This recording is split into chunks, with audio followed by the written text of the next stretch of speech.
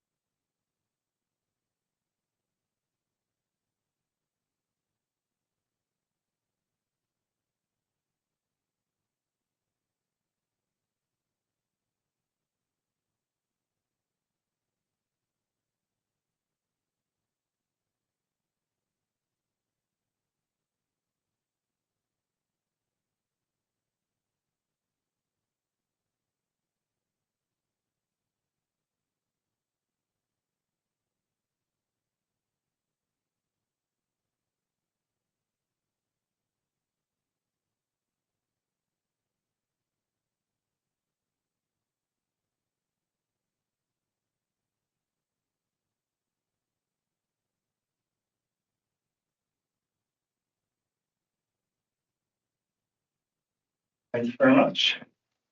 So the first item is apologies for absence. I've received apologies from Councillors Aretti and Nur. For any other apologies for absence?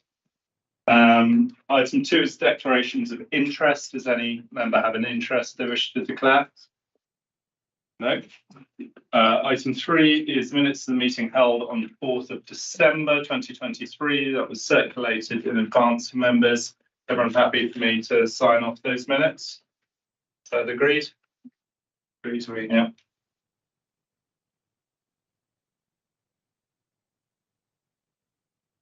Which brings us to our first substantive item. I'll just quickly go across the agenda for this evening. We're starting with the update on Opera Holland Park. We've then got markets allocations policy. We've then got item 6, which is the introduction of biodiversity net gain policy in the borough. And then the last substantive item is the regulation, paper on regulation of construction sites. And then we'll finish with the work programme report. So, yeah, the first item is update on Holland Park. Members will remember that we heard from about it, was it just a bit more than a year ago, wasn't it? It was October 2022. October 2022, we heard from Opera Holland Park and the work they do in the borough, and we were looking forward to getting an update a year on from that in terms of their business plan as the relationship evolves between Opera Holland Park and the borough. Unfortunately, they're not able to join us this evening. But we do still have a paper in front of us, and I'll hand over to Kim and Terry to introduce that. So first of all, can I introduce the committee member that haven't met, both Stanford and Francis, our new director of your title. It's now Environment and Neighbourhoods. Environment and Neighbourhoods. So Sue Harris's role before was Environment Communities, slight changes, but thank you for having me. Really look forward to getting started. I'm sure you'll find your way into my inbox. So I welcome any feedback and please do reach out. So looking forward to working here. Thank you very much. Thank you for coming. Welcome. Thank you. So, thank you. So if I may, quick introduction. I'll start with a disappointment because obviously this is the paper that was brought back to review, and an integral part of that paper was going to be a business plan. And that business plan has not been produced, with great disappointment, and we are now lobbying and ask them to produce that by the beginning of February. So quick canter through Opera Holland Park fantastic organisation. I mean, we have two big cultural organisations and events, Carnival and Opera Holland Park. Personally, I lean more towards Carnival in terms of my musical taste, but Holland Park are brilliant in as much that, like Carnival, they do an awful amount of outreach. In addition, it's not just about producing opera for people to go and see. They do a lot of collaborative work, a lot of work for young people as well in terms of output.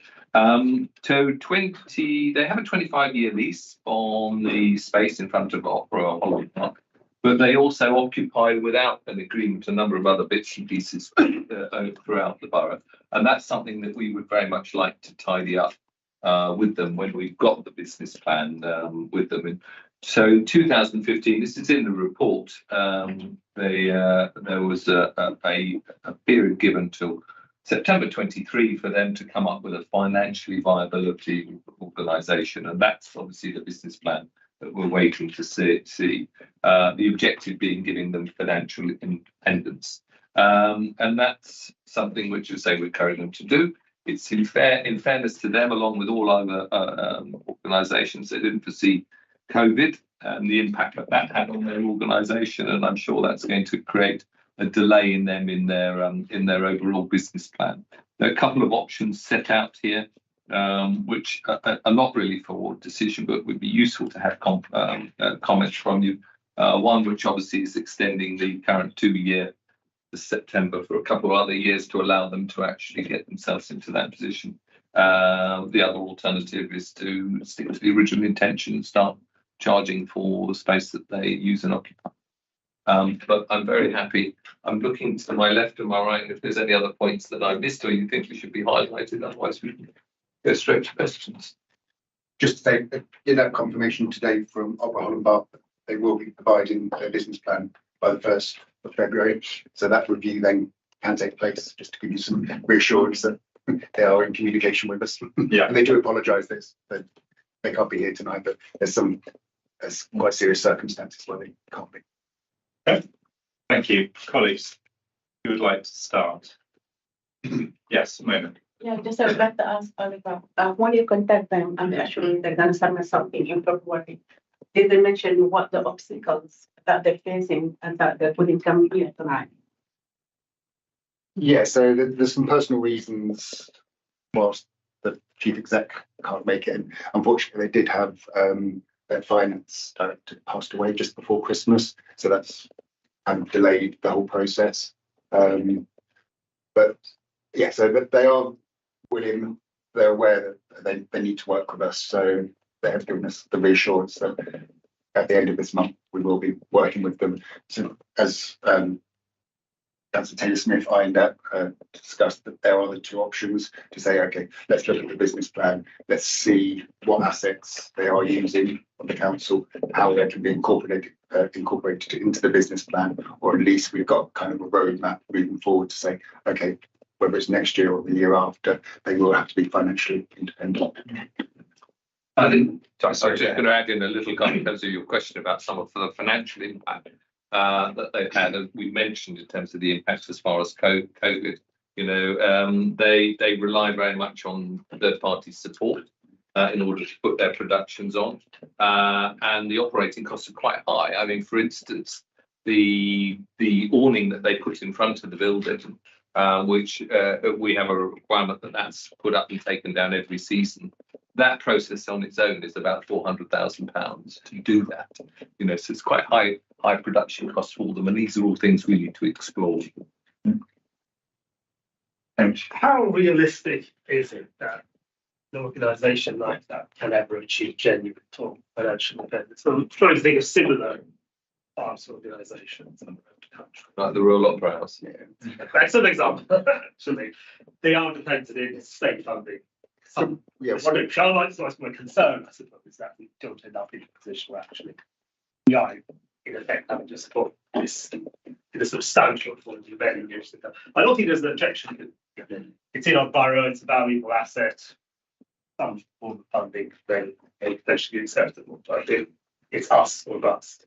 So I think that's the risk. Just to confirm, the support they get from the council at the moment is only through the use of our assets. We don't fund them. If they got paid rents, Yeah. because of this stuff. But we don't give them a grant to Yeah. do other activities. It's purely, but as you're right, as said, it's just the use of the assets. So obviously they use they use the Holland Park a lot, and then there are offices and storage. So the property are just producing a valuation for that cost. And what I've asked previously is that their business plan kind of incorporates an element of that in it as well. So that's factored into the business plan moving forward, is the cost of those, the cost of the assets that they use. Yes, I think also I'll just chip in 2015, you know, it was before my time, but decision was made to give them some money for them to be independent. And to a certain extent, they've been quite successful on doing that, in terms of meeting their obligations from the revenue they're generating, albeit that they're occupying free space. But what I would say, maybe slightly contentiously, is that we give free space to Carnival. We give them the Tabernacle. You know, and Carnival costs us £1 million a year. It's a fantastic event, and one that we support. So I'm keeping an open mind. Obviously, I think, you know, if we were looking at putting money in, I think that's going to be an issue for us, particularly with our budgets at the moment. But I think there's ways that we can help and support them outside of monetary ways. But that's something which we can explore. So it's positive to hear that they say they'll have their business plan by 1st of February. This is following two separate delays. I think we've pushed this item on the agenda twice. Is there any risk that they won't? I don't know how long it takes to prepare for all these operas. It's quite a major endeavour. Whether they've started rehearsal. Oh, they will plan for this current season. That will all be in place. So that's all. I suppose the question is there any risk they won't be in a place to go ahead this summer? And do we have or need mitigation plans? Well, mitigation for us is that a tent doesn't go up in front of Opera Holland Park. I mean, that's the impact to us. And there's not a season, which would be great. This disappointment. There's not a financial impact to us. Let's say they occupy various bits of space throughout the building.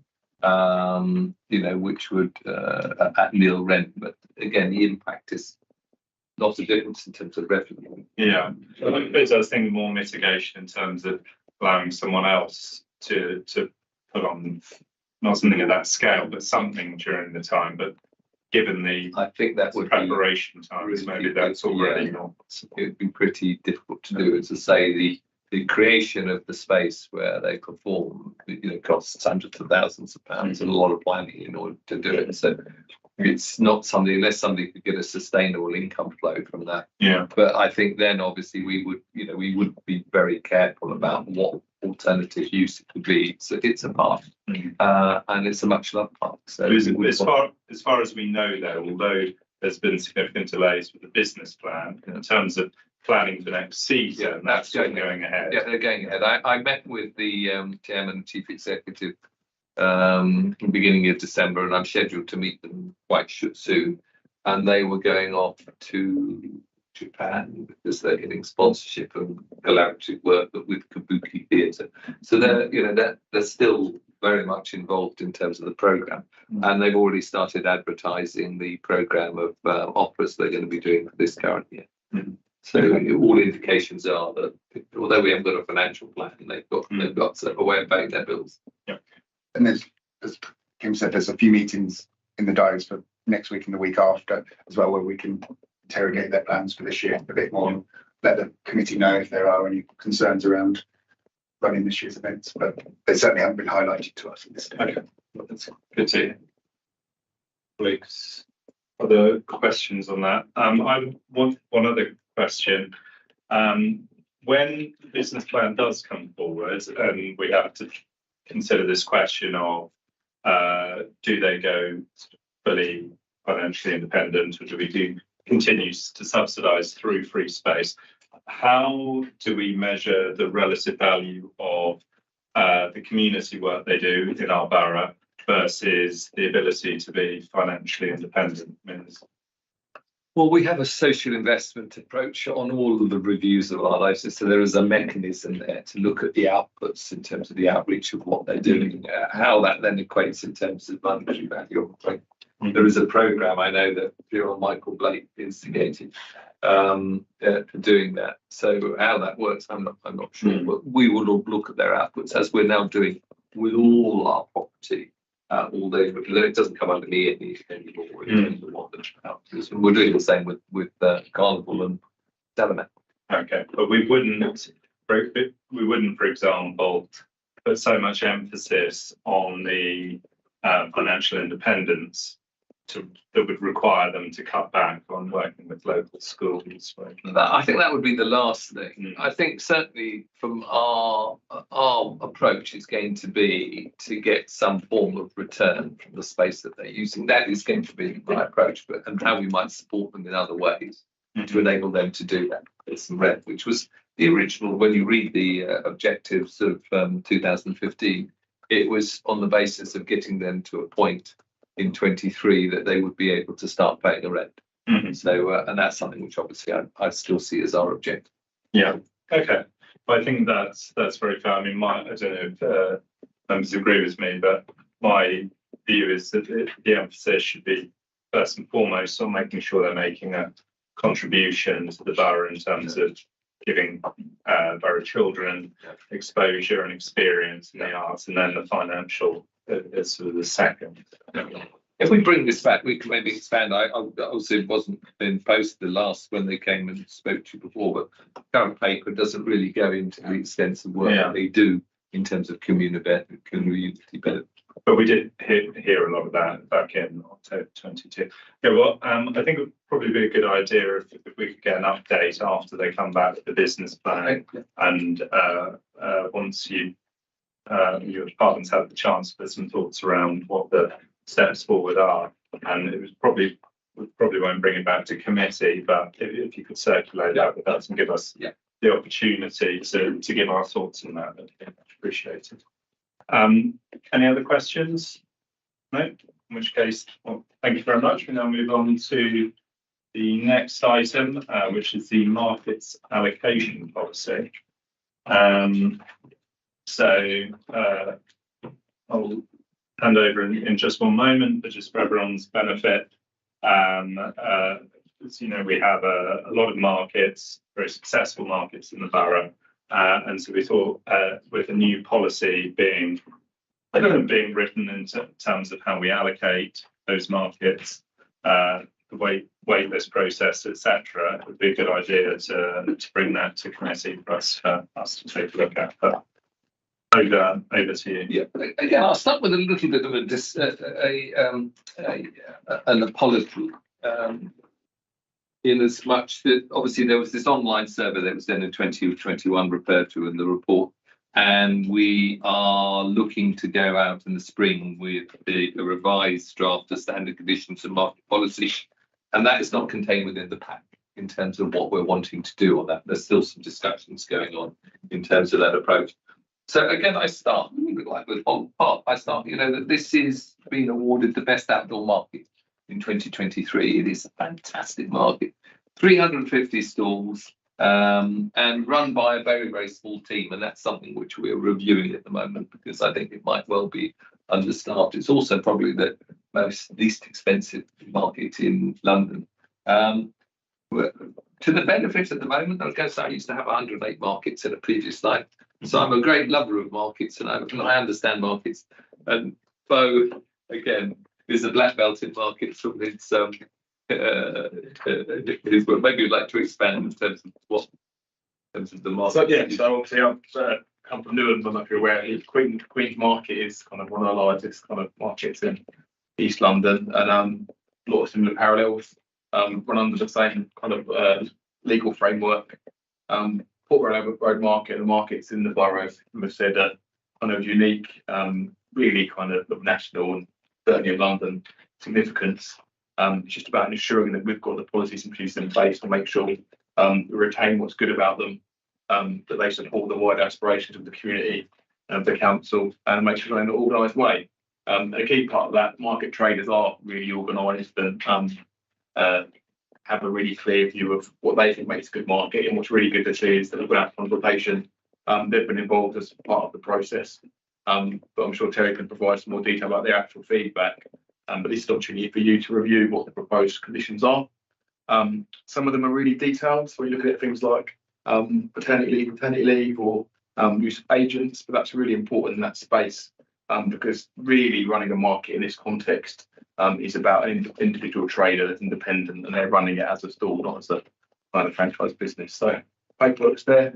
Terry, did you want to say anything about the consultation or about any of the price changes, options for scrutiny to kind of take a view?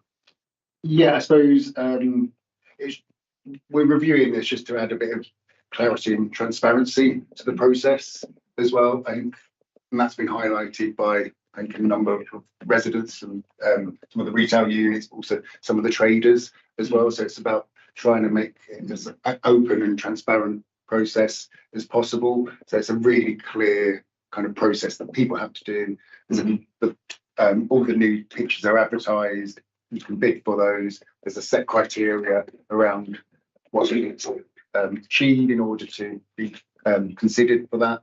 And then we are looking at some kind of panel as well to select the traders moving forward, which doesn't exist at the moment. So we're looking at potentially a panel for revoking licenses, but also allocating licenses moving forward. So we're looking at that membership, and that will be part of the consultation as well. So it'd be some traders potentially on there, retail, and then the street trading office as well. So it just gives it that transparency, and yeah, we can see stuff like that, because I think at the moment it's there is a process, but it's honestly not the most transparent as it could be. So I think we just really need to respond to people's issues around that, and that's why we're doing this consultation. And again, around the standard conditions, it is Portobello itself is a really busy market, so it's looking at how best we can operate that. And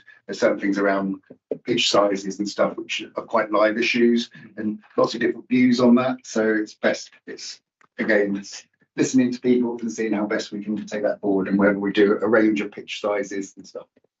But I think just also to add, and it's not in this report, but above this, we've got the whole issue in terms of the place and the work that's being done by Councillor Kamali in terms of how we might improve the area, because it is a real tourist destination, and it's not just the stalls, it's the whole area of Portobello. So it's a question of getting that balance between the market and the local environment that we're looking at how we might invest in that as well. So Excellent. Thank you. Who would like to ask the first question? Yeah. I will. Laura.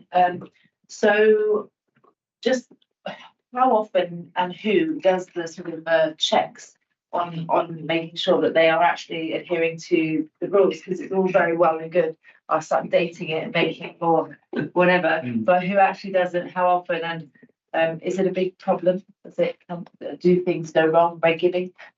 It's a really good question, and I'd like to say no, everything's fine, it runs super smoothly, but as Tim said, the street trading office, which is based up on Portobello Road, it's a small team. There's 3 enforcement officers, and 2 of those are part-time.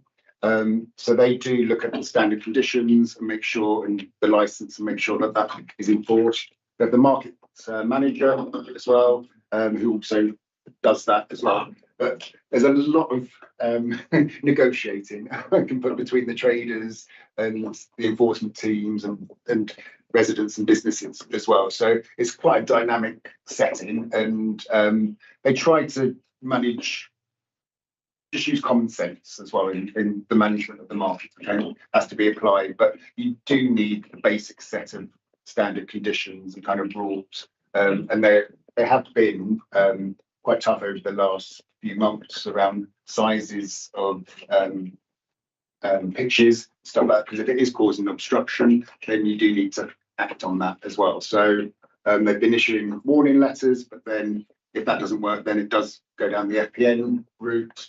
If that doesn't work, then you can have a written warning, and ultimately pitch can be revoked if it is a serious issue. And we do revoke some pitches, mainly due to non-payment, but How long does that take roughly? What's the time frame for if, say, someone is just a terror? yeah.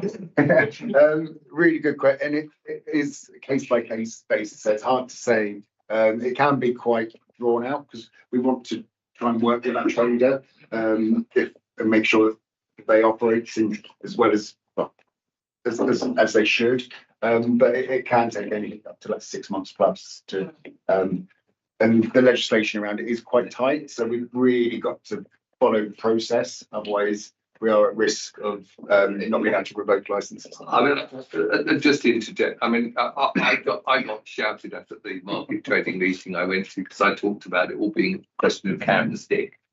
And I said at the moment, all I can see is carrot and I can't see any stick. And there's an element of that. This is all governed by quite strict market trading act that says what you can and what you can't do, and it has rights of appeal. And also, we're talking about when you grant a license, that is a license in perpetuity. You can give it to your children, your grandchildren, everything, and go for life. And that's one of the issues which we're going to be reviewing is the, you're giving that obligation and what period would be right till you do that. We've historically never taken somebody to court with regard to, you've correct me if I'm wrong, infringements of things of having a 2.3 metre gazebo on a 2.6 metre gazebo. And I would hope we'd never get to that.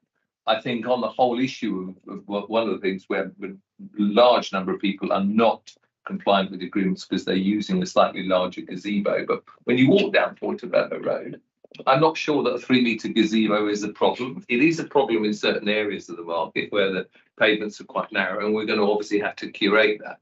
But I think there's scope for us to be. I don't want us to be seen as being just policemen.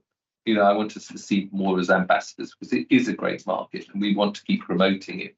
But we're going to have to work with the traders in order to do that. But I stick by the words carrot and stick. And sorry. No, go on.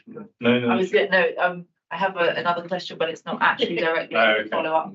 Well, in follow up to that, how big is the wait list? Is the demand significantly greater than the supply? Really good question. So at the moment, there isn't an official waiting list. Yeah. So once an application or a pitch becomes available, then that will be advertised and people can apply. And do we get lots of applications? We do. For hot food is massively oversubscribed all the time. And then it's less so for fruit and veg and even antiques as well. So, but you'll see in the map there that the market's divided up into sections. So we do have to try and keep that. Otherwise, it could just become like all hot food. And that's certainly not what local residents want. It might be good for tourists and stuff. But I was going to say there's a great opportunity here in terms of employment support for local people. I mean, Morley College run a course for training to be a market trader, and at the end of it, they get a pitch for a number of weeks. And I think that's something that traders can get involved in themselves in terms of mentoring to get people. One of the issues that it's referred to in the conditions here is there's currently under the terms and conditions that they only have to tell us before 8:30 whether or not they're going to turn up or not. And that makes it a nightmare because you go to the trading office, you get a big crowd of people standing outside and they don't know what pitches are made available until bang on 8:30 when somebody says, well, they haven't rung up, or somebody will ring up and say, I'm in the car. So I think that's something which we need to work with the traders to do. So the opportunity, if you go down the market, and on certain days, you will see very few people there because most people are trading on the Friday and Saturday. And there's an argument about thinking about Sunday trading for a food market. So there's a lot of capacity there that would mean that anybody wanted a stall, we could do off peak, so to speak. So as I say, it's a whole piece of work. Yeah, I think it's certainly on. And I noticed that in the report, but in terms of giving notice, if we can require at least 24 hours notice, seems a much more sensible policy. And then is there any issue with people selling, renting out their pitch to another company, so becoming a middleman, and just making. That's not money. allowed. Yeah, subletting's not allowed, but I know it's not allowed, Yeah, but I- does it happen? I would say it does happen, but definitely the enforcement should be on top of that. And I know it has been an issue previously, quite a few years ago, but there is a review of that, and that's where we do look at revoking licenses. Yeah. We do find out about that. I think something like that, you know, if someone's gazebo is a bit too big or whatever, it's something we can work with. But if someone's completely flouting the whole spirit of the rules like that. Where you get problems is again, in terms of where allocations come along, is people putting pitches together and then you get these big block walls. You know, we try and keep transparency between in the stores so they don't block out the frontages of the shops. You know, because I'm very conscious, you know, that the shops are paying in terms of renting business rates a lot of money, which is a massive factor over what the street trade will be paying in front of them. So there's the balance we have to get. Sorry, I had one more. Oh yeah, we'll go again. Also going back to the sort of youth and getting them involved with Morley College and other enterprises, how well is that sort of publicised, and is it a big uptake? Could you have a push? Do the store people like it? So do you want to talk about the youth market? Could I just add on to that question? Is there any danger? It seems great to work with Morley College, but if we make it, is that the only route for young entrepreneurs to come through? Because if they aren't part of Morley College or New Youth Quake, it seems only fair that they should still be allowed to apply. But Really good point. So definitely Morley College and the New Youth Quake are the main ways that young people basically get involved in the market. The New Youth Quake looks at, there's a kind of a support program for local young people. So it's developing a business plan with them, and then the market stall is kind of one of those avenues to actually sell their goods, and that's proved really, really popular. And there's New Youth Quake markets on Tavistock Square, and they're really popular, and they're quite well advertised. So there's a lot of social media and stuff around that as well, but you can certainly let the committee know when they are next as well. When we do have markets, like one-off markets or seasonal markets, that's when we really do promote those as well. And we let all the people who have attended New Youth Quake and stuff know that they are available. And we can look at that in the allocation policy as well to kind of prioritise those type of young entrepreneurs to make sure that we do give them that kind of pathway into the market. And to borough schools and youth clubs, for example, know about this and encourage suitable youngsters to. Yeah, there's a really good school kind of outreach program as well, and we encourage them to visit the market. There's a school education pack. So we start quite young with primary schools and stuff, but there is more we could do around promoting this to this local secondary schools, definitely. Yeah, just we received many requests from traders. They would like to create a trader union, especially to face what happened after Notting Hill Carnival. Have you come across that one, and what do you think about it? I've not heard of a traders union as such. What there This is is on the shops. Yeah. Yeah. Okay. or the shops, is it? The shops and also who trading in Goulburn, because we receive many requests and emails from them, Okay. and also ask them for us as a councillor to meet with them. And when we went down there, they talk a lot about that, especially after Carnival. Yeah. And when they just like emailing the councils and just after the Carnival to clear the graffiti or stuff like that, and some issues. Yeah. And when they email, just like the emails going around and around. And so some of them they thought having a spokesperson or a trade union, that would be ideal. So just like they can report it to the union or body, and so the body can communicate with the council, and get easily get sort of things sorted out. So, and there's two approaches that I recommend on that one. So there is what's called the Market Street Action Group, and that does have some that represents traders, but it also has retail representatives as well. So that should represent the shop owners. I can find out who Yes. the retail rep is for that. There'll be one for Goldman Road as well.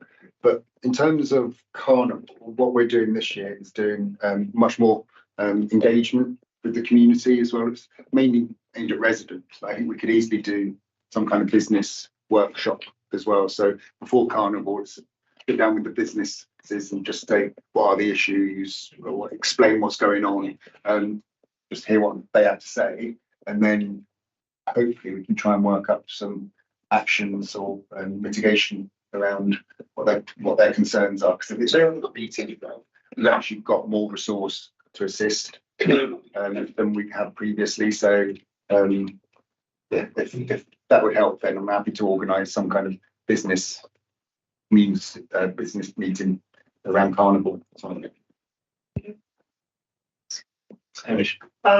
Who is responsible for supporting against waste management issues? On the market, well, Not supposed specifically Portobello or isolated street traders. Is it environmental health, sewers, or I'm supposed to do crest structure, or is it the market enforcement? so during the market operation hours, it's the market enforcement team. And there's quite a complex waste collection process on Portobello Road. So what we give out lots of different coloured bags to, so residents on Portobello Road have one colour bag and they have to just put their waste out before 7 o'clock as other residents do. There's a commercial kind of waste bag for businesses, and then there's also a separate bag for market traders. So the way that through the street trading account, that's how the waste is paid for, the waste collection is paid for the market.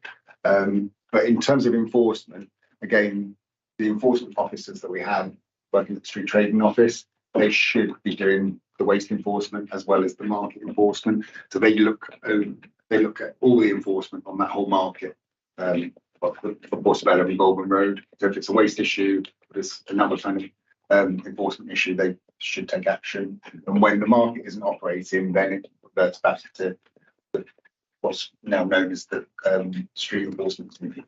Okay, does that apply to individual isolated street traders? No, so that's just the main market streets. So the isolated street traders would be covered by the street enforcement team. Okay, Is there one in particular? well, yes. Probably based on That's the okay. Can you get the right detail outside the meeting? That would be good. Yes. Thank you. Thanks so much. The questions I have, one more area that we need to bring up. So in the selection criteria, is it, I know you've talked about it being, wanting to make it simpler and more transparent and clearer. There's one thing I was wondering about, page, I think 52, to the ethos section. Is there a worry that this may be a bit subjective and doesn't achieve what we're aiming for? Because I think there's lots of, when we think about criteria, many of which are in here that you want from a store. So you want a good variety, good selection, you want small businesses, not franchises. Completely understand and support all that. But in terms of the ethos, to get someone to write about the ethos of their business, if you're a fishmonger, your ethos is presumably sell fish, and I just Could be sustainable line caught fish. well, possibly true, and I'm not saying that sustainability, in particular with waste, it isn't a relevant factor, but also on the sort of equality, diversity, and inclusion. Well, the individual traders is fairly limited ability to sort of think of equality, diversity, inclusion policies. So I wonder if that's just an area where we've put it in because it's in most policies, but maybe it could be trimmed back a bit to simplify. Definitely, yeah. To be fair, that's an obvious one. Survey, so we'll be looking at that as well. So I'm very happy to review that. And again, if there's any ideas what to include, then that's nice. Okay. You can always rephrase that to sort of encourage people to consider and think about those aspects of the maybe. Yeah, and certainly sustainability, reducing waste. It's in there, 5.4 sustainability. Yeah, I think that could be drawn out more than that. There's also other elements. I mean, no particularly some of the stallholders provided goods that other parts of the kind of market didn't, different areas of the community or different price points. So there's other aspects around providing affordable things to people with certain means and or things that are less available in this area but reflect what the community's needs. So there are other factors as well as sustainability. Yeah. Good salesperson come up with the answers. I think That's true, yeah. Well, we want clear, transparent, honest answers. We don't want to encourage people to make stuff up to fit in, obviously. But no, that was the other point. Any other questions on that? No, so I think the sort of main two suggestions there was to have a review of the schools and youth club outreach and make sure they're all aware of these opportunities and have a look, particularly as I say in your ethos section, but have a look at other opportunities to sharpen up and trim down the selection criteria with the goal of making it as clear and transparent as possible. Right, well, thank you very much. Thank you.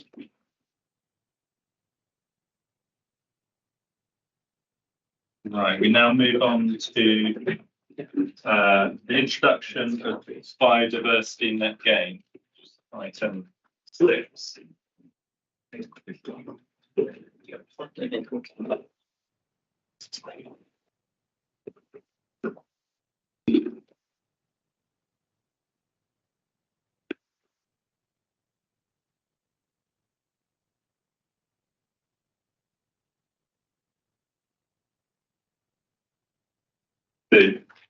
This item really cuts across two important areas for this committee, planning and biodiversity, and brings the two together and follows on from national legislation. But I'll hand over to our colleagues to introduce it. Thank you, Chair. Yes, as you say, this is a mandatory requirement, which leaves limited scope for us to debate it hugely. But in our endless pursuit to make this development as complicated and as complicated as possible in the United Kingdom, we're now imposing another condition upon developers, but in actually a really good condition. Finally, this is one that I can actually get behind. We want to make this borough a more diverse area in all sorts of ways. But our biodiversity is one where we actually really can deliver some positive impact. We have a number of very large sites in the borough which currently don't have much in the way of biodiversity. Certainly Earl's Court, when you look at it, is just an apron of dirt, and Kensal, famous for being a gasworks, is hardly biodiverse. But this new condition will make it easier for planning officers to deliver those improvements that we want to see and actually really hold the developers to account of a 30-year condition on maintenance of these upgrades. So hopefully we will see that on these two big applications, and indeed any other major application that works its way forward, developers will consider this in their submissions, and we can have a greener borough as part of our commitment to being greener, safer and fairer. So thank you, and big thanks to officers for implementing the government mandate. Thank you. Colleagues, who would like to ask the first question? Yes, Roberto, go ahead. Well, my question on next steps and what's underway. What training has taken place so far in terms of, I guess, officers in particular, given their influence earlier on in the planning process, to try and make sure that we're getting this in? Because I think it's been a bugbear for many members of the planning committee for a while now, that we seem to get applications coming to a committee that aren't as green as perhaps we'd like them to be, and then almost sort of occasionally felt to be a bit of a foot dragging on the part of us not making the most of our powers to ensure developments as green as possible. I know you're a keen fan of Swift boxes, but on the training point, I don't know whether that's probably more for John. Well, both of us. We have done internal training to all officers, and we've run a couple of workshops. So they're certainly aware of the introduction of the Act. There's a few things that we need to put in place. I think we have got time to do this, but one of the things is having a monitoring system. And I think one of the challenges we've got is having a monitoring system that's compatible with our accolade planning system. At the moment, we will be going out to procurement shortly to choose a monitoring system that we can use, which will make hopefully life easier for officers, because we don't want them to actually then, they spend a lot of time looking at all the holistics of a planning application. So this is possibly an extra burden for them, but we want to make that their life easier to do that. The other thing is we are looking to employ someone, and possibly with a job share with Westminster City Council. So, and we're not the first London authority to be advertising for an ecology monitoring post. Again, we're just formulating a job advert between us.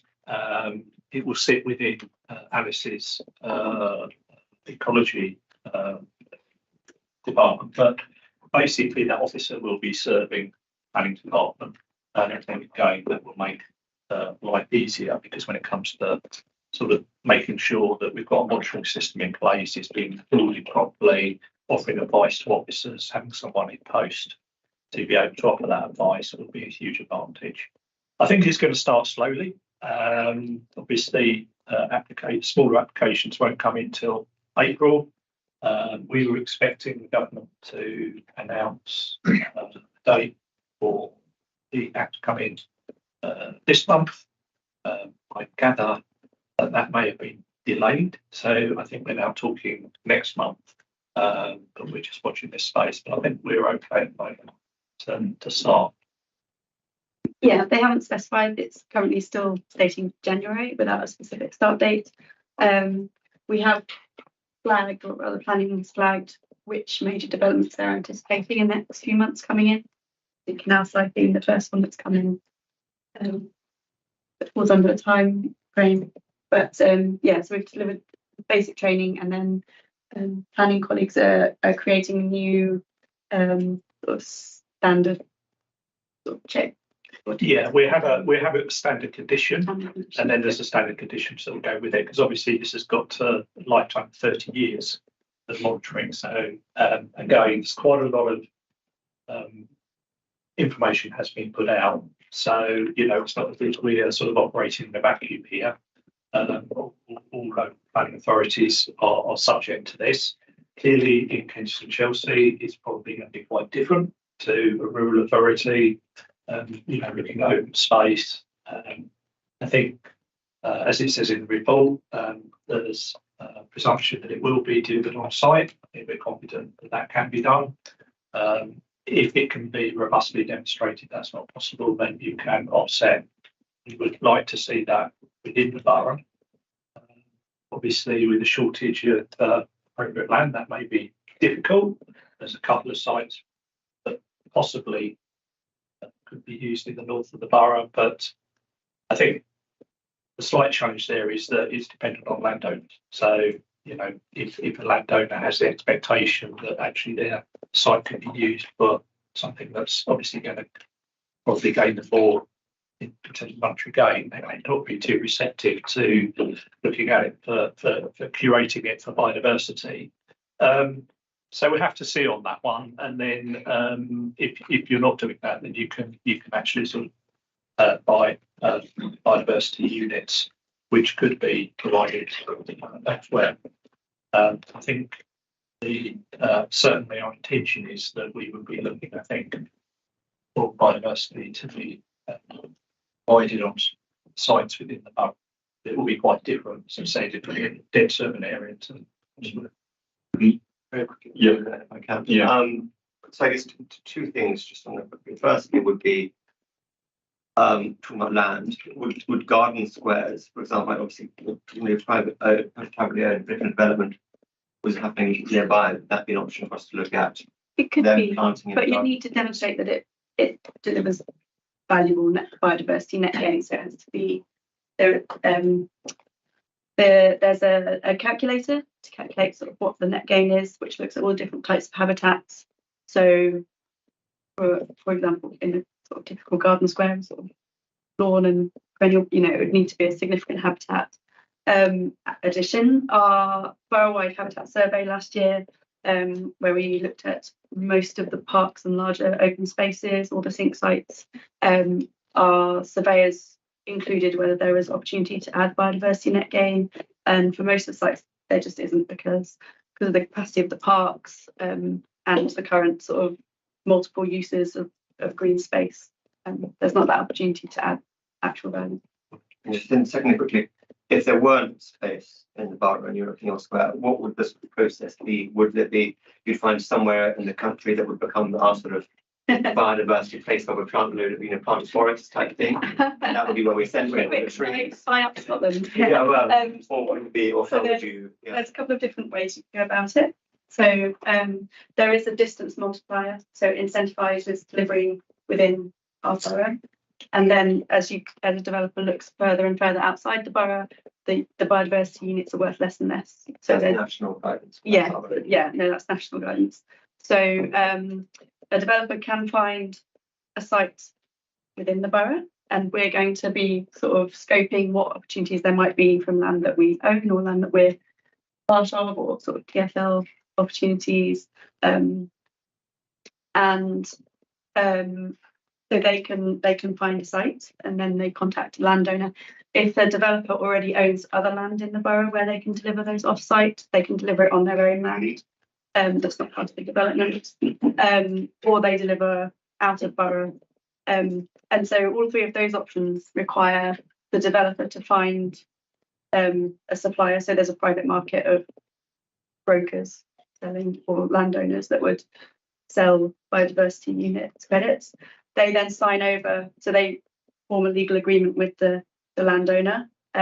So section 106 or a conservation covenant, whereby they then pay whatever the agreed sum is to the landowner to agree that they will do the work and maintain it for the 30 years required. And then do we have to audit them? So if they write something in Somerset, we have to send something down to Somerset. Well, not quite. So there's a national register. So all off-site delivery will go into a national register, and then the landowner that's been registered as that responsible body to deliver that needs to, update that register and then the maintenance and monitoring of that would need to be factored in. And I assume that would be done by an independent body. I don't know if we get a say in who it is that does that.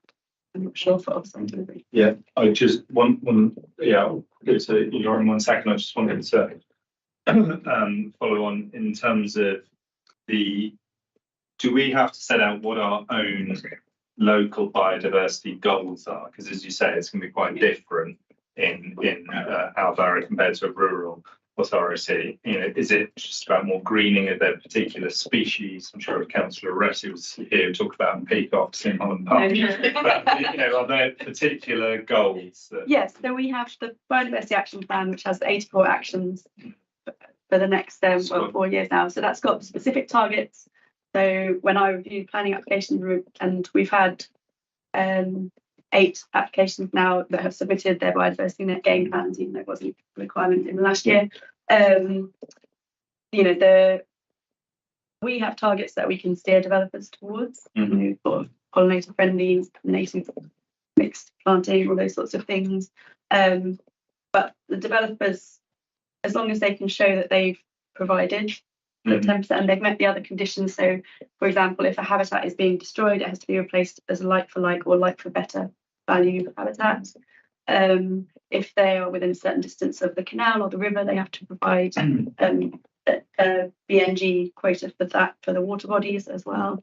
And they also submit the maintenance plan to show that will be maintained over 30 years. But we can't. But as long as they show that they've met it, if it's an on-site delivery, then as long as it's suitable, I don't think it can be refused. We can't specifically say we want you to plant X, Y, and Z. I've got another follow-up on that, but I'll go to Laura and then Hamish. So basically, it was kind of a bit before. How often are they monitored and checked, and how do we actually enforce that and make sure that it is happening? I think we have to submit a report every 5 years Yeah, on our progress. yeah, I mean, the enforcement comes under planning, so it's planning enforcement. I think that's something, to be honest, it would be interesting to see how that actually pans out, because, you know, we would have to, if it's the same as sort of normal planning enforcement, we would have to sort of issue an enforcement notice. And clearly, if someone didn't comply with the terms of that, then, you know, we can take it to court. But clearly this is early days, but it does say that the enforcement powers will be under the Planning Act. Obviously, again, given the timescale, you know, you're going to have to take a holistic view on this and monitor it over a period of time. So someone's not going to immediately, sort of within 24 hours, get sort of 10% biodiversity in that game site. So it's going to be curated over some time.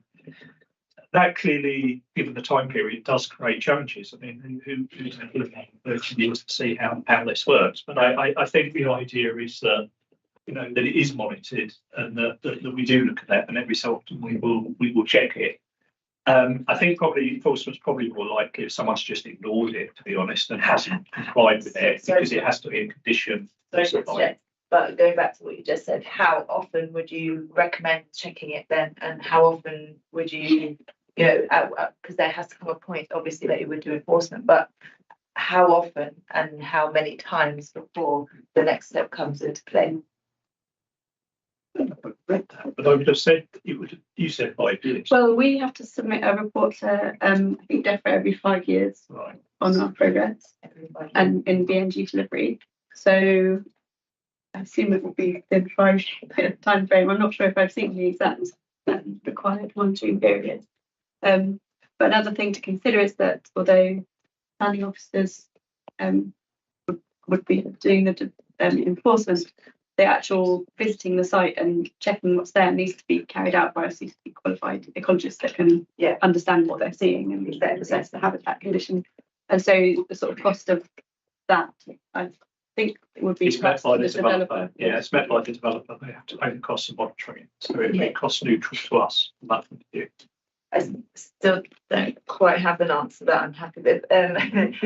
Would you say that they would do that once a year, or just initially and then hope for the best and see in 5 years, or you know, each sort of seasonal cycle? Like, is that 4 times a year, once a year, twice a year, once every 5 years? What? Because what I don't want to see is nothing happens for 5 years and then they're like, yeah, okay, we're going to do it now. And then 10 years, oh, whoops, sorry, it rained. We're going to do it now. I think, you know what I mean? Emerging legislation, the team are going into detail.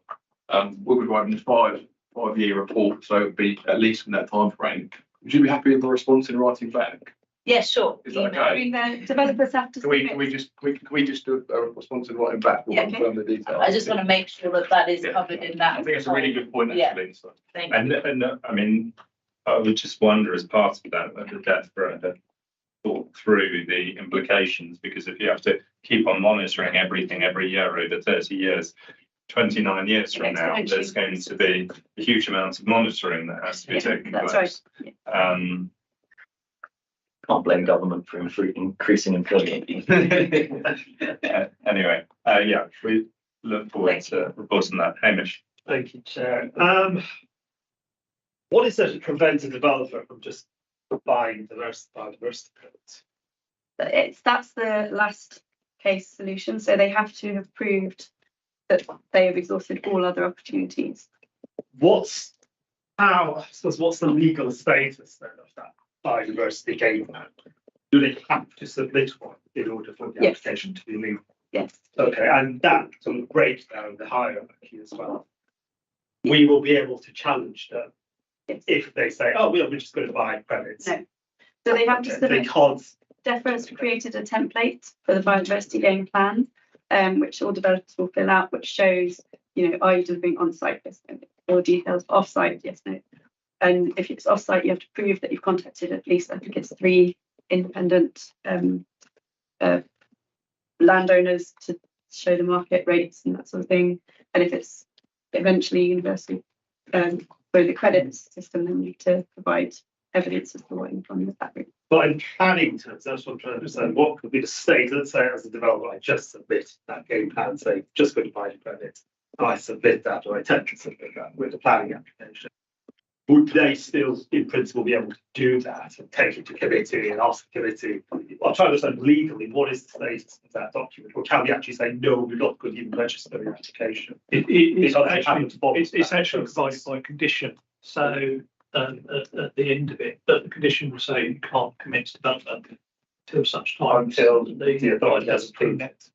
approval has been, has been agreed. So obviously, if they commenced development without that being agreed, then we could take enforcement action, and clearly we would issue enforcement actions pretty rapidly if they went down that road. So I think it's unlikely. Again, this is new legislation. I don't think anybody quite knows how it will necessarily work in practice, but that's the approach. I think the other thing is sort of related. The legislation talks about major developments. So in practice, a major development will often have lots of small developments in. So again, thinking about a longer period. Let's say major development is Liverpool with Park. What's to stop the developer say, "Oh, remove that bit of the park from the small buildings there."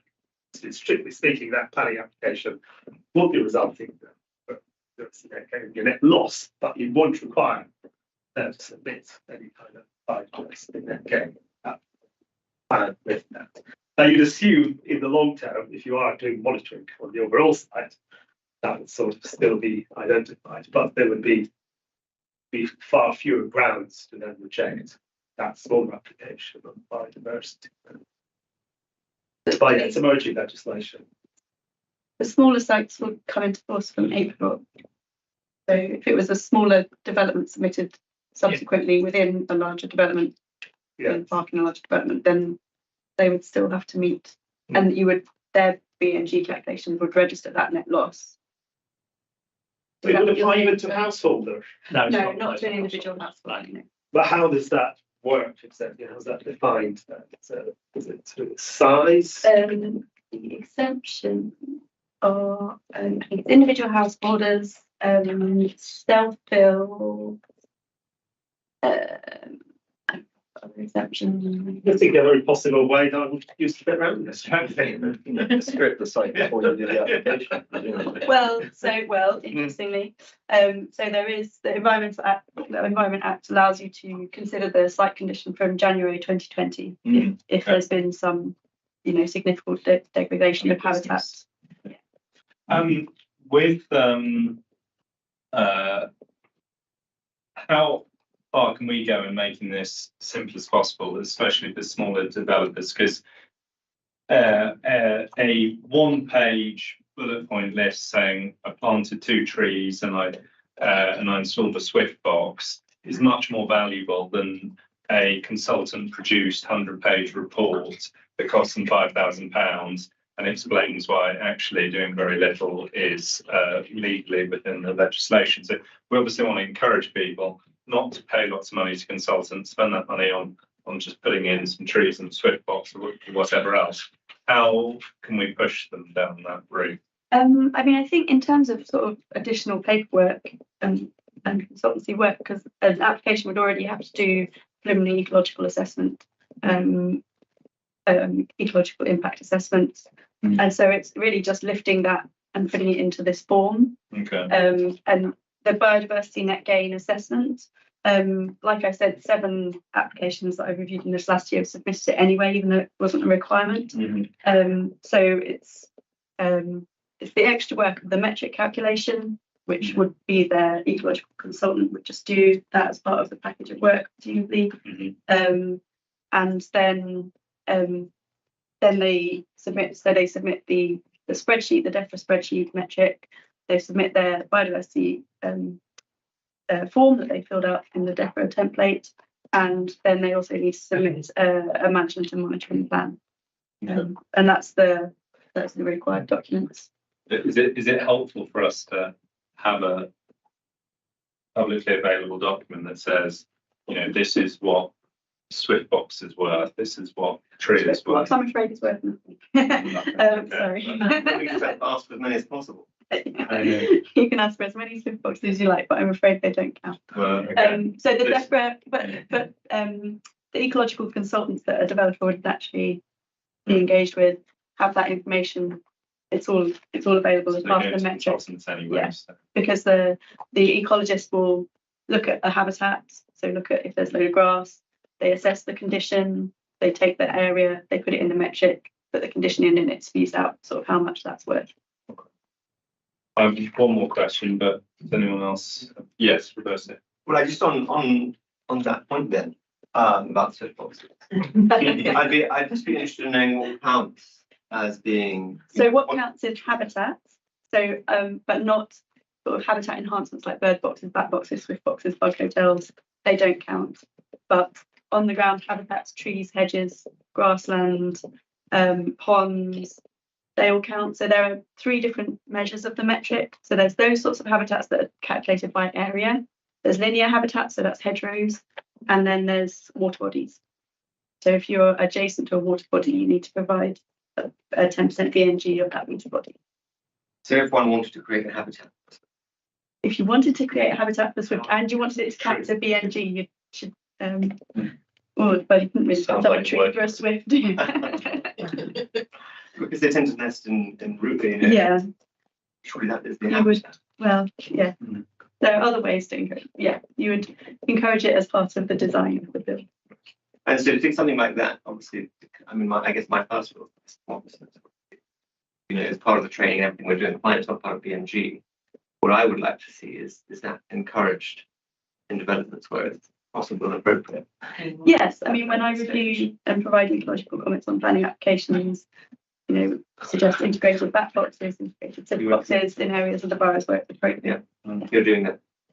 If we're producing planning guidance for later in the year, anyway, I'm sure we can sort of make those suggestions. If we can't make it, but it's sort of guidance. So I'm sure we can speak about Tunnel. the idea of sweet boxes or bat boxes or other stuff. It's just a bit nicer than that.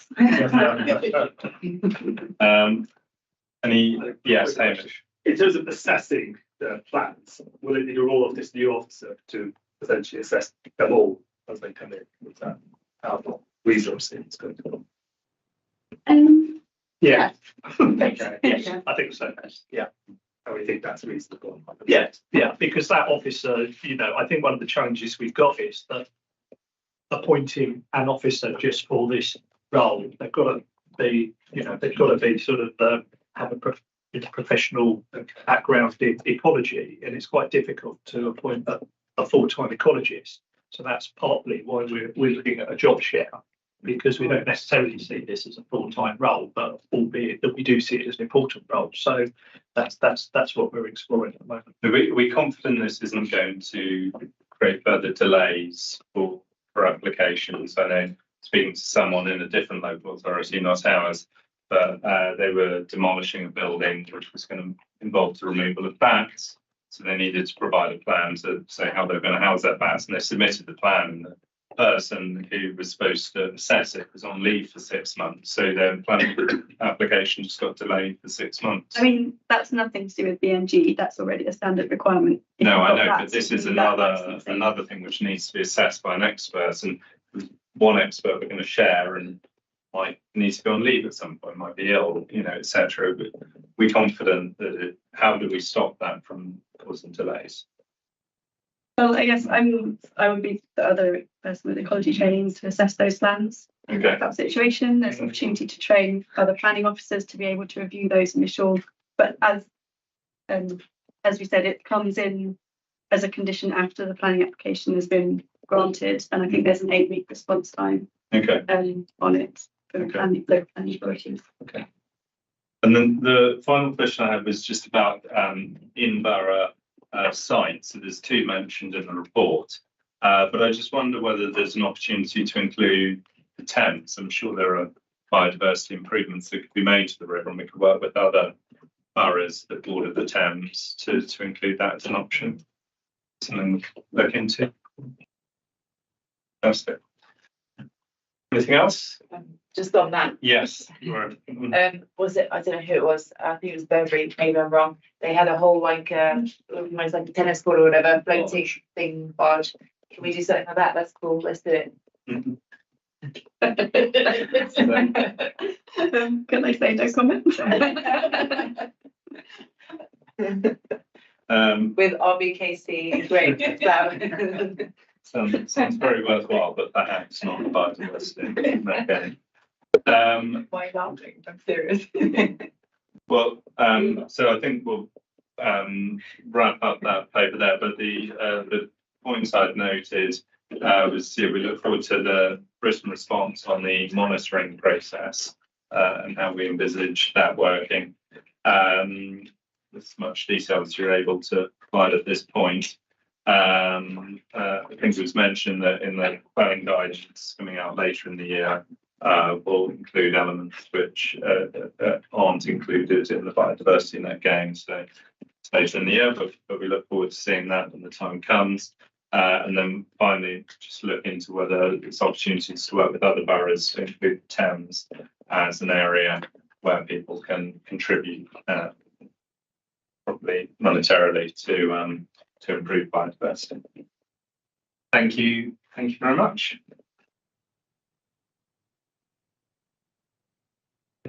Right, we now move on to item 7, which is the regulation of construction sites.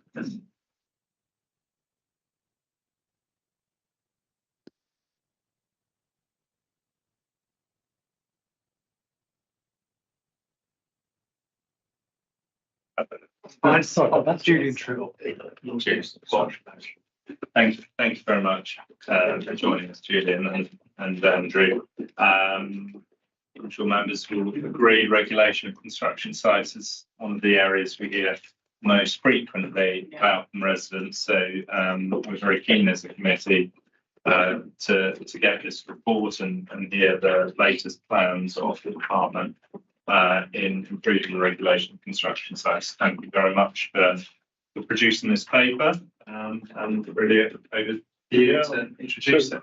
Once a poor developer has worked their way through the planning process, we then hire the construction management team to make sure that they deliver what they've promised on that site, but they deliver it in a sort of a resident facing way. So that's really around the control of noise, dust, vibration, impact through CTMPs and the number of vehicles that come through sites. We have a huge number of developments that involve very significant construction in a very small space. So I'm thinking especially around basement digs. We've obviously as a borough been able to limit how deep they can go, but there are a number of historic permissions still being implemented, as well as a number of new permissions where we still allow a single additional floor to be developed. But we also have a number of residents that want to do fairly significant changes to their homes, internal and external, and that does require a huge amount of work from the officer side to make sure that they aren't impacting on their neighbours, or at least we're minimising that. This all really started with the Chelsea pilot a number of years ago. My predecessors kicked off what was at the time spearheaded by the Chelsea Society, and then in partnership with officers, bringing together all of those myriad rules and regulations to deliver sites in an efficient way. It's been bedded in for a number of years. I think it is quite positive and quite successful. We were also one of the first boroughs, I think, to implement the construction bond scheme, which takes money in advance to fund the sort of the management of a site. It means we know we have some money in the pot to go and do the monitoring. But it's perhaps time that we revisit it and look at how we might be able to go further. There's a number of areas in the borough which are very dense in the number of their developments. I'm thinking especially the areas of Boltons, but also areas of Kensington Villas, so Holland Park, Ilchester. I think almost every house on Ilchester Place now has had significant development. And we're now looking at ways we might be able to expand the bond network, which would obviously raise more revenue for Julian's team, but it would actually also mean that we can push that much harder on these sites, where we might be able to demand gold standard vehicles rather than the silver that we're currently requiring. This would mean we're pushing at our environmental credentials to try and have greener fleets coming through. But really, we also want to make sure that residents around developments feel as though we are there and are taking their concerns seriously. And that means boots on the ground and visiting these sites frequently, charging against the monitoring fee and against the bond. But really, a good site that complies shouldn't pay the council very much. But we do know there are a number of sites where recently we've issued a number of fixed penalty notices for their behaviour, which perhaps Julie can expand on. But the general gist of what I'm saying is I think we have a very good baseline here, but there's probably specific areas where we might be able to push that much further. Thank you. Thanks very much. Colleagues who would like to start? Laura. I have 2 questions. One, in the areas of high levels of concurrent construction, how do you make sure residents' immunity is protected? And then also, again, going back to enforcement, how do you enforce it? You kind of touched on it, but there you go. They're my 2. So in terms of the how do we protect residents' immunity? I mean, obviously, with construction becomes noise, comes a certain amount of dust from time to time, vibration. And so it's mitigated as far as you can. You're not going to have perfect conditions. So in terms of noise, we're the only borough in the country, as far as I know, who ban all works at all times on weekends. So we give that 2 days respite that no other borough does. We practically serve what are called Section 60 notices in terms of those working hours, whereas most local authorities will do that in response to a complaint. So at the very start of works, contractors know that they can't start before 8, they can't start demolition before 9, they have to stop and have a 2-hour break for demolition, which we sort of hardwire into development from the first day of construction. So that's how we mitigate against noise and vibration. In terms of the other elements of you probably receive most complaints about, which is probably CTMPs, traffic movements, things like that. That's really best controlled through the construction bond scheme and the visits, the practical visits that we carry out. So at the moment we have 280 live construction bond sites, and in January we'll be carrying out 120 visits to those sites. And during those visits, obviously we'll be checking for compliance with the construction traffic management plan, checking for parking suspensions, making sure that they're correct, checking that all the licenses, the skips, any hoarding, scaffolding license is in place, that it's lit after dark. And if those things aren't right, then we carry out a further visit, we downgrade the score, and we'll visit more frequently. Most sites get a visit every 3 months at the moment because they're generally compliant. The poorer ones will be much more frequent than that. And particularly poorly performing ones, we look at enforcement action through fixed penalty notices. In terms of construction traffic management plans, that's planning enforcement, so that's temporary stop notices and breach of condition notices. And we've served 6 of those in the last year. So in terms of those protecting immunity, we're not going to preserve it perfectly, but it's about achieving that balance of allowing the developer to get on with the works and build what they've got permission to build, but try and reduce that disruption to residents to a reasonable level as best we can. So, and sorry, the second part of your question was. I think you kind of answered it, but enforcement, it was. Enforcement, Yeah. How do you've said it? Yeah. Yeah. I think that covered in the answer, wasn't it? Yes, Mona and then Hamish.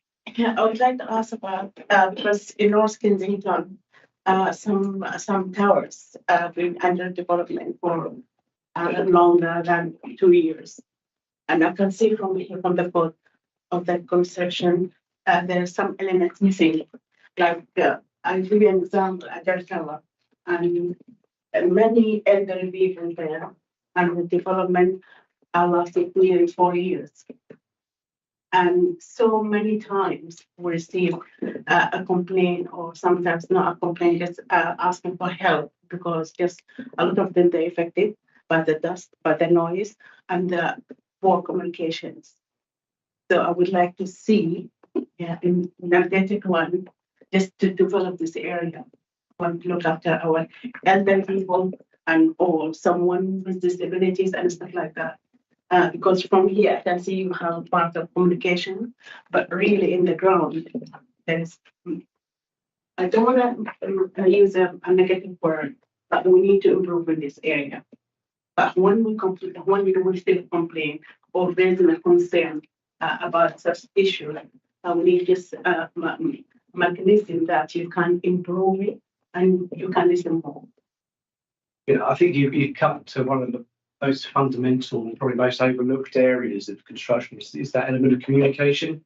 If you know that the development's going to last a certain period of time, and you know that the noisiest bits are going to be between this month and that month, and after that will be winding down, and you've always got that line of communication, someone who can update, or you've got a question properly to address that. And yes, that is key. A DARE tower would that be one of our own developments? So that would be.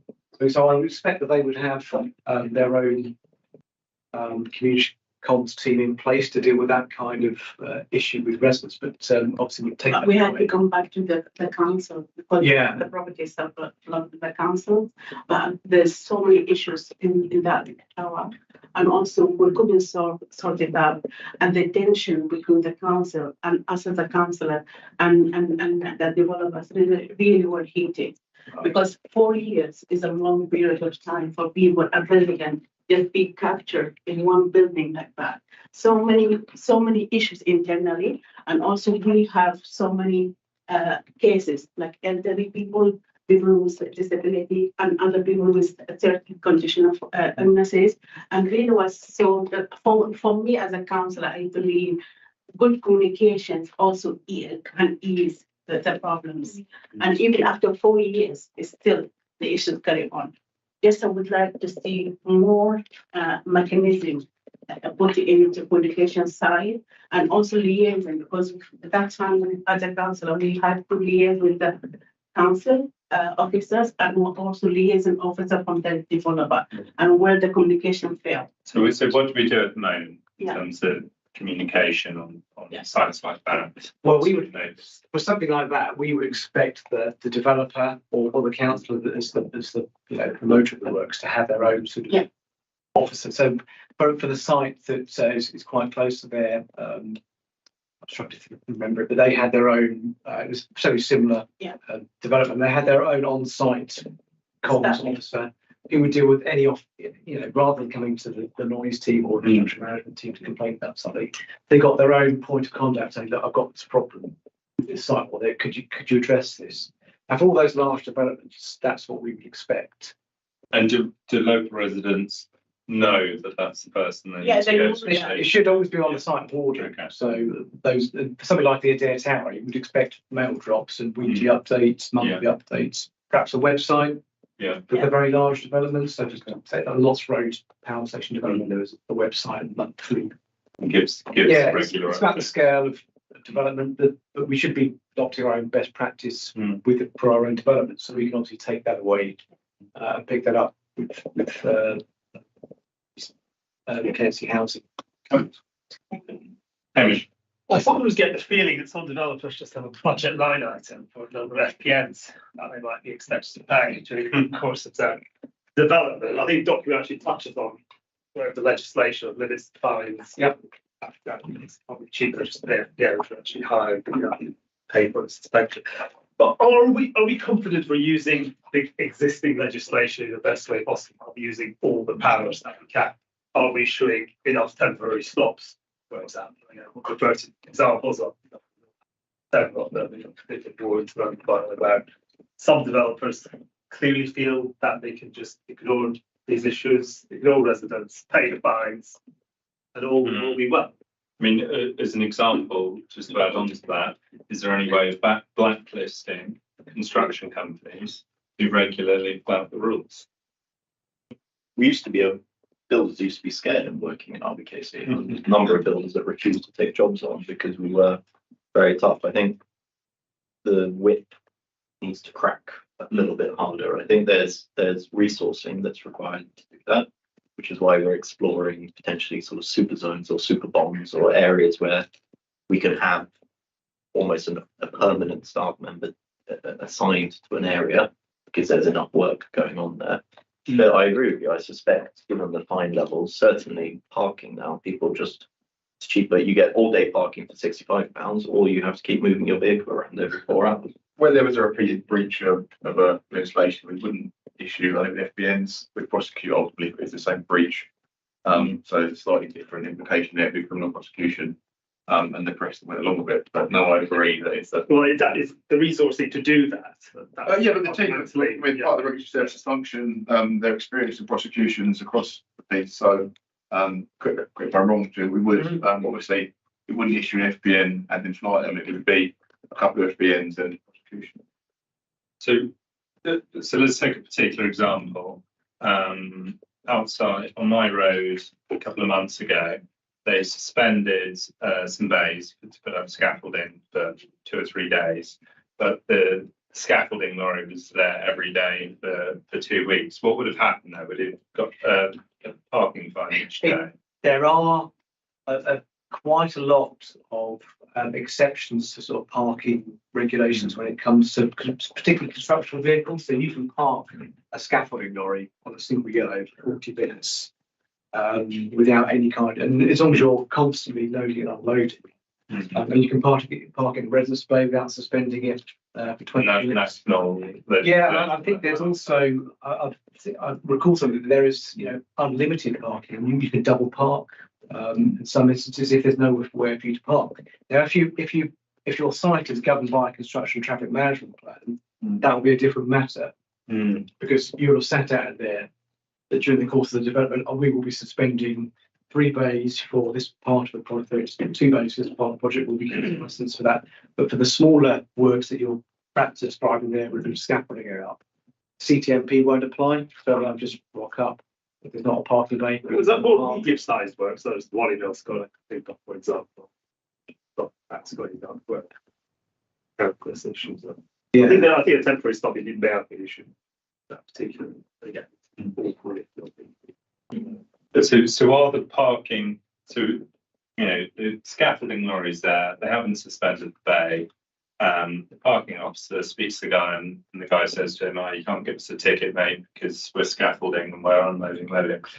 And I know it is touched on in the report with the multi-skilled officers, but is the parking then feeding back to construction management? So can you check the CTMP? Because this doesn't look right. It looks like a reasonable sized development, and they haven't suspended the bay, and then we're following up. It's usually the reverse in the sense that we'll come across something that doesn't have a CTMP. So can you increase your monitoring this area? So the area that Councillor Kamai touched on around the Boltons is, only yesterday we were conducting regarding a particular van that keeps popping up in a residence bay. It's not breach of CTMP, but it keeps popping up there. Yeah. But we do liaise with the parking departments about CTMPs, but there's further work to be done on that, particularly in terms of IT databases. There's also an issue for your average householder. So the big developments, I understand, but for your average householder, you try and book a suspension of the parking bay, and we take 14 days to understand the process up for you, so that we can clear the cars and give people notice. But you don't often know the exact day that your delivery truck is going to come, or when your scaffolder is going to turn up, or when your bathroom tiles are going to be delivered. And something we should be looking at is perhaps a much more immediate, I'd like to book this bay today, please, and I'm happy to pay a premium for the council to come and lift whatever car is in there. Because you'll see it around the borough. You'll often find families park their few cars in front of the house, and then the moment the lorry arrives, they move the cars out so that the lorry can have parking. And that's a clever way around it, but it doesn't fit with this sort of digital resident first approach where we can make these processes that much easier for them. Okay, but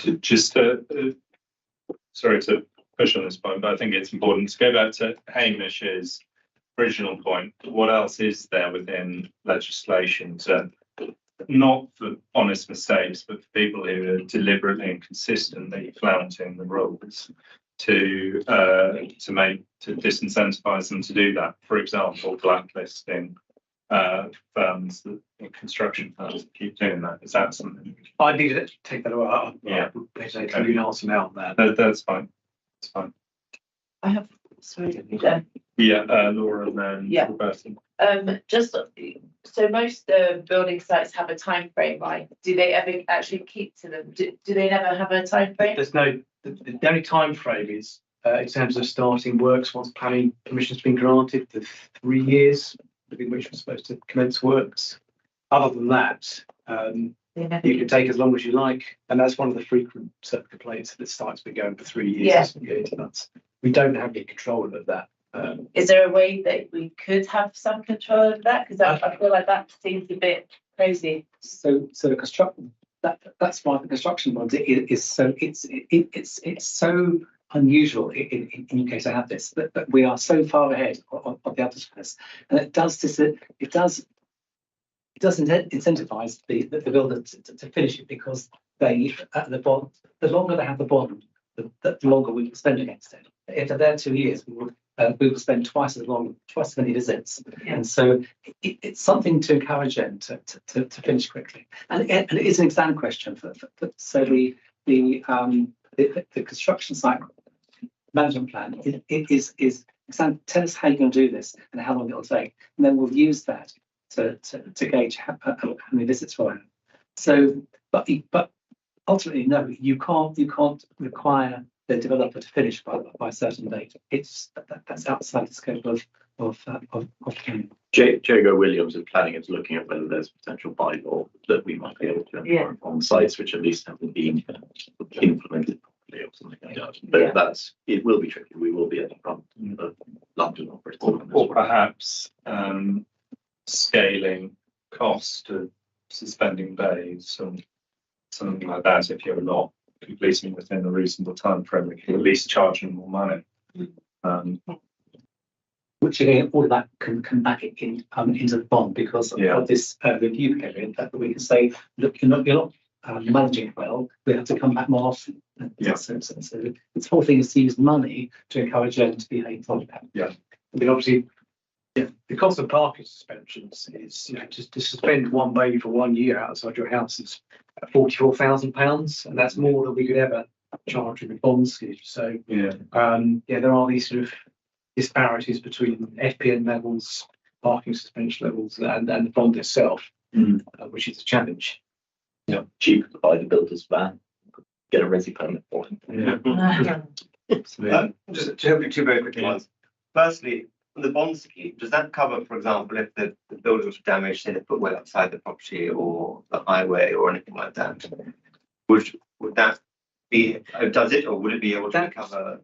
No, that's not through the construction bond. As I understand it, if you put a licensed structure like a scaffolding on the highway or boarding, one of the highways engineers will inspect it and he'll also take photographs of the paving. And we're going to make it that the same as where you have crossovers, and if that gets broken because of the ingress and egress of vehicles, then they will charge for replacement of that. But it's a separate scheme. Yeah, it's a deposit scheme, I think. Right, but it would only apply where it's structures where you can apply for a high license, like a temporary structure license or a skip license, and they'll come and take a photo. So we wouldn't do just a normal development, say building a house. If they came with a lorry and looked damaged, the pavement. No, I think it's very difficult to prove. We can you take the photo. Yeah. Let's say someone else. Yeah, it's difficult one to prove that it's just building that vehicle that did it. It's something that our transport planners have looked at, because you get the big lorries with the outriggers come down and plug them on the highway, put divots into the road surface, but actually proving it is difficult. Whereas in the super zone, potentially we have the ability to cover that area in CCB funded out of that's the bond. That would be again in very few areas of the borough, but it would mean that the story of it wasn't us, it was next door that did it wouldn't be really acceptable. I don't know what the recourse would be again. They have repairs, but at least we know.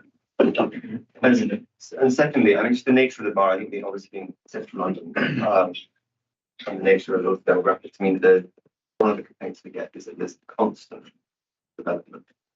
Some roads, you know, you have one neighbour who's got some basements, and then the next year, the next door neighbour one, the next year, the next one after that. And you have people who just feel like they're living in a permanent building site.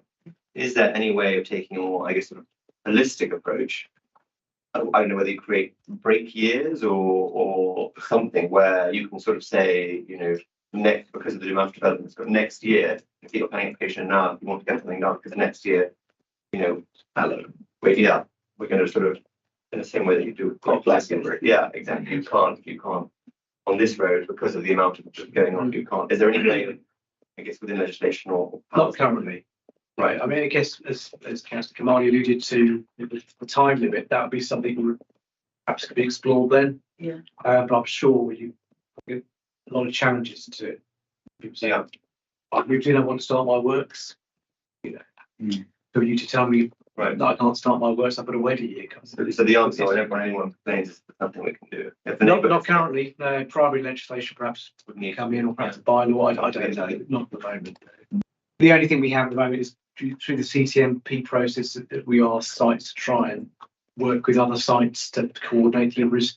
And we have a couple of examples where that happens. But again, that's a challenge for us to try and require them to do that. I think that's a very fair point, but that being said, the feedback I get probably most frequently is not that our rules aren't strict enough, it's just our capacity to enforce those rules. And so I think that comes back to being able to draw, you know, have bigger bonds, draw down more from the bonds, and using that fund, fund a greater enforcement capacity. So I think that's something which would probably all be supportive of as a community. It's the capacity for the reactive, isn't it? So what we're different here is that we have this capacity in Julian's team to react to complaints. So there are far more people available to respond to that. Well, exactly right. And there's one point I sort of raised before, which I know is a bit controversial. What's the current view on being able to use evidence, testimony, either film testimony or written testimony from residents who have witnessed a clear breach? Because I know in the past the policy has always been we'll use that as a reason to come and try and witness it ourselves. But if you're talking about a lorry going the wrong way up one way, by the time the officer arrives, there's no way they're going to filthy driving the wrong way. So are there now situations where we would use resident testimony as one of the strengths, you know, something we're willing to stand behind? I think I'd have to check, but I think as long as they're willing to also provide a Section 9 statement confirming. In my view would be that if it's criminal offence, if it's an FPN, for example, if the individual was credible, if their statement held weight, if they're willing to obviously sign the witness statement, and we can be sure that if we haven't paid as FPN go to court, they're willing to stand and give evidence, then certainly we would obviously progress an FPN. In terms of a prosecution, we need to talk to legal colleagues and make sure they're happy to take that forward to prosecution. But I would welcome residents being involved in the process with the caveat that the statement is credible. Stand up for scrutiny and obviously happy that it's meets the standard before sure. That's very positive. It can be very challenging to get when you explain to residents what that involves. Okay, so we need a written statement, and also what time was it, where were you? Because sometimes it's not always easy to list that from individuals, but we do know in the rest we've got many people who are particularly well qualified and kind of have the time on that. Absolutely. The one we're thinking of is actually a judge. So probably be. And then if they're willing to, if they're willing to go to court and we can support that, then absolutely. So okay, isn't it? That's what we are. Might be another borrow like in the case. That's really encouraging to hear. Thank you. Other questions on this paper? I think most things. Oh, the last thing was just a technical point on. I think it was 6.11 discussed the ability for the parking team to interface with the enforcement team. how locations are viewed differently, and sort of new software potentially being needed.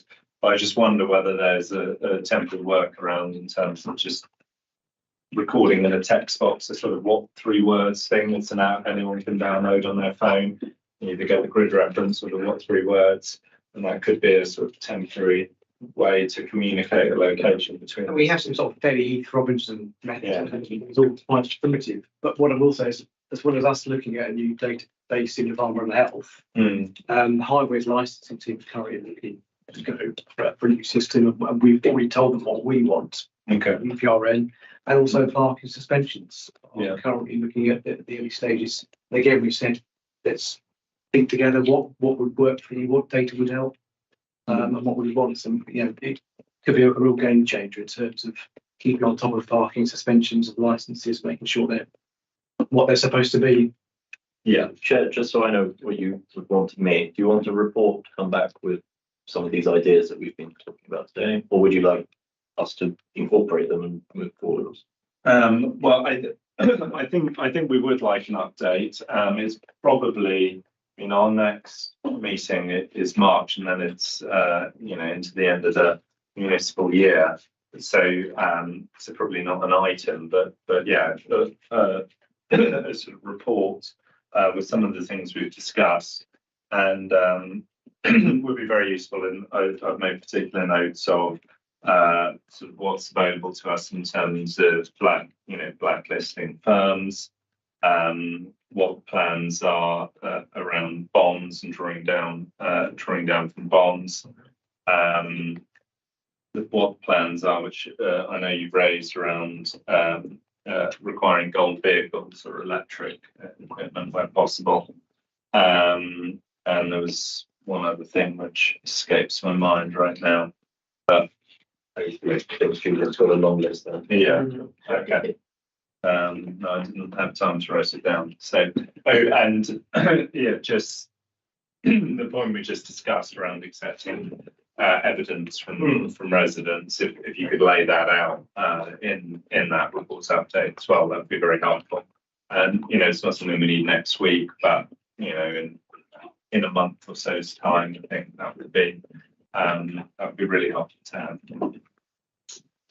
Anything else on that one? No, well, thank you very much. It's really interesting subject, and I think a very valuable discussion. Which brings us on to the final item, which is the select committee work programme. Does anyone have any comments on that? I just want to flag to members, we've got 2 substantive items planned for our next meeting, which is update on CREST, customer and resident focused environmental services transformation, which is this big multi-skilled team and quite a major reorganisation within the council as to how we enforce all different elements of environmental life in the borough. So I think that will be quite a meaty report. And then we've got road safety in the borough, which is also important. I think we probably do have room for a third item. So if in the next, really by this time next week, if anyone has any thoughts or papers they would like to see, one thing which came to mind is that we haven't discussed the leisure centres for quite a while. So I was thinking of maybe getting an update, particularly sort of post-COVID, on what the usage is and the performance of the leisure centres. But if anyone else has anything else particularly that they'd like to see brought to committee, just drop me an email before this time next week, really. Anything else? Anything I'm forgetting? No, that's it, Chair. Okay, in which case I bring the meeting to a close and thank you all very much. Okay. Yeah.